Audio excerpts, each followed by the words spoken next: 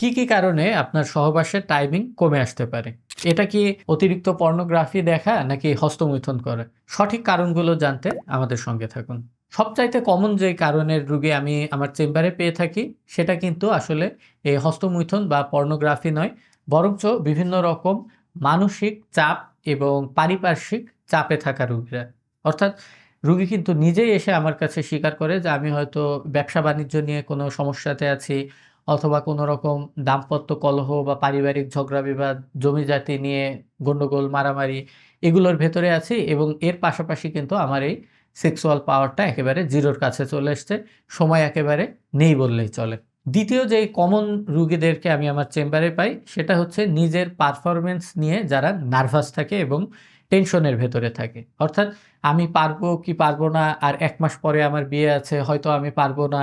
এরকম অনিশ্চয়তার ভেতরে যারা থাকে, তাদের ভেতরে এই অনিশ্চয়তা নিয়ে কিন্তু একটা ভয় তৈরি হয় এবং এই ভয়টা কিন্তু ওভারঅল তার সময়টাকে আরো কমিয়ে দেয়। যদিও তার ভেতরে না আকাঙ্ক্ষা বা আসক্তির সমস্যা আছে, না তার ভেতরে কোনো ইরেকশনের সমস্যা আছে।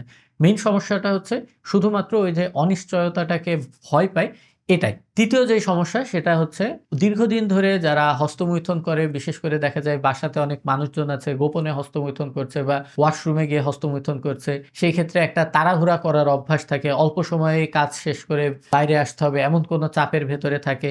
এটা যখন দীর্ঘদিন ধরে হতে থাকে, তখন কিন্তু এই মস্তিষ্ক এবং আপনার শরীর এই কাজটাকে দ্রুত করতে অভ্যস্ত হয়ে পড়ে এবং বিবাহের পরবর্তীতেও কিন্তু এই যে অতীত জীবনের খারাপ অভ্যাস এবং যে একটা সময়ের চাপের ভেতরে হস্তমৈথুন করবার বাজে অভ্যাস তৈরি হয়ে যায়, এই অভ্যাসটাই কিন্তু তখন বিবাহ পরবর্তী জীবনে যেয়ে একটা নেগেটিভ ইফেক্ট ফেলে এবং আপনার সময়টাকে একেবারে ধ্বংস করে ফেলে। চতুর্থ কারণটা আসলে আপনার শারীরিক। এটা হচ্ছে আপনার ভেতরে যদি পুষ্টির ঘাটতি থাকে, ঘুমের ঘাটতি থাকে, আপনার ভেতরে ক্লান্তিবোধ কাজ করে।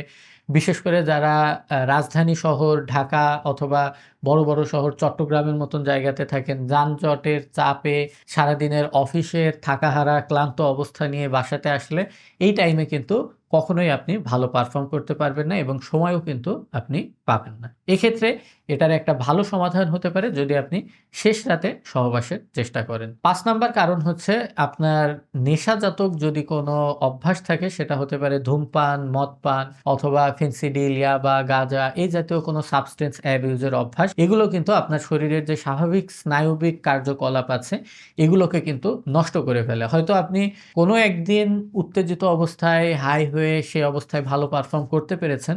কিন্তু তার মানে কিন্তু এটা নয় যে আপনি যদি এটা রেগুলার প্র্যাকটিস করতে থাকেন, তাহলে আপনার স্বাভাবিক জীবনে কোনো রকম ব্যাড ইফেক্ট পড়বে না। বরঞ্চ এই অবস্থাতে আপনি যদি সহবাস করেন নেশাগ্রস্ত অবস্থাতে, এতে কিন্তু আপনার স্বাভাবিক সময়ের যে সহবাসের পারফরম্যান্স আছে, এটা একেবারেই ধ্বংস হয়ে পড়বে এবং আপনার ব্রেনের ভেতরে অটোমেটিকই কাজ করবে যে এখন তো আমি কোনো রকম মাদকদ্রব্যের প্রভাবে নেই। তো সেক্ষেত্রে হয়তো আমি আসলে ভালো পারফর্ম করতে পারব না এবং এই সিগন্যালটাই কিন্তু আপনার যৌন জীবনটাকে ধ্বংস করবার জন্যে যথেষ্ট। ৬ষ্ঠ যে কারণ সেটা হচ্ছে হরমোনজনিত সমস্যা। সেটা হতে পারে আপনার ডায়াবেটিকস আছে, হতে পারে আপনার যৌনরস টেস্টোস্টেরনের ঘাটতি আছে অথবা হাইপোথাইরয়েডিজম অর্থাৎ থাইরক্স ট্যাবলেট যা আমাদের সমাজে বিভিন্ন রকম মানুষেরা খায় থাইরয়েড রোগের জন্যে এই রোগটা। এরকম যেকোনো যদি হরমোনজনিত ইমব্যালেন্স আপনার শরীরে থাকে, সেক্ষেত্রে কিন্তু আপনার সময়টা কমে আসবে এবং এই ক্ষেত্রে কিন্তু শুধুমাত্র সময়ই যে আপনার ক্ষতিগ্রস্ত হবে তা নয়, আপনার উত্থানজনিত সমস্যা হতে পারে, যৌন আগ্রহও কিন্তু কমে আসতে পারে। এবং শুরুর দিককার যে সকল রোগীরা আছে, বিশেষ করে ১৮ বছর থেকে ২৬ বছর রেঞ্জের ভেতরে, তাদের ভেতরে কমন যে সমস্যার কারণে দ্রুত বীর্যপাত হয়, সেটা হচ্ছে পর্নোগ্রাফির আসক্তি। এই পর্নোগ্রাফি থাকবার কারণে বাস্তব আগ্রহ যে একটা শারীরিক সম্পর্ক আসল জীবনে রিয়েল জীবনে করবার প্রতি একটা আগ্রহ বা মোহ থাকবে, এই জিনিসটা নষ্ট হয়ে যায়। সকল আগ্রহ এবং উত্তেজনা শুধুমাত্র পর্নোগ্রাফির ভেতরেই কাজ করে এবং পর্নোগ্রাফি না দেখলে তখন গোপনাঙ্গ শক্ত হতে চায় না, হস্তমৈথুন না করলে ইরেকশন ধরে রাখা সম্ভব হয় না। যার ফলে বাস্তব যে শারীরিক সম্পর্ক এর প্রতি একটা অনাগ্রহ, ভয় এবং অনীহা চলে আসে। এটাও কিন্তু আপনার সময়টাকে নষ্ট করে ফেলে। এবং লাস্টলি যে সমস্যাটা সেটার জন্য আসলে পুরুষদের চাইতে মহিলাদেরকে আমি বেশি দায়ী করব। সেটা হচ্ছে দাম্পত্য কলহ এবং এই শারীরিক সমস্যার কারণে হাসব্যান্ডদেরকে হুমকি ধামকি দেয়া, তোমাকে ৩ মাস সময় দিলাম এর ভেতরে সুস্থ হয়ে আসো, না হলে তোমাকে তালাক দিয়ে দেব। এই জাতীয় মানসিক চাপ যখন হাসব্যান্ডের ভেতরে তৈরি করা হয়, তখন কিন্তু তার যৌন সমস্যাটা আরো ২ থেকে ৪ গুণ পরিমাণে বেড়ে যায়। অর্থাৎ আগে যদি শুধু সময়ের সমস্যা থাকতো, তখন দেখা যাবে আগ্রহ নষ্ট হয়ে যাচ্ছে, উত্থানজনিত সমস্যা হচ্ছে। তো এই জাতীয় দাম্পত্য কলহ এবং সংসারের অশান্তি কিন্তু আপনার যৌন সমস্যা এবং যৌন শক্তি ধ্বংস করে ফেলার পেছনে কিন্তু খুবই বড় এবং গুরুত্বপূর্ণ একটা কারণ। আর ওভারঅল এই সবগুলো কারণের পাশাপাশি অতিরিক্ত পর্নোগ্রাফি দেখা এবং অতিরিক্ত হস্তমৈথুন করাও কিন্তু একটা গুরুত্বপূর্ণ কারণ।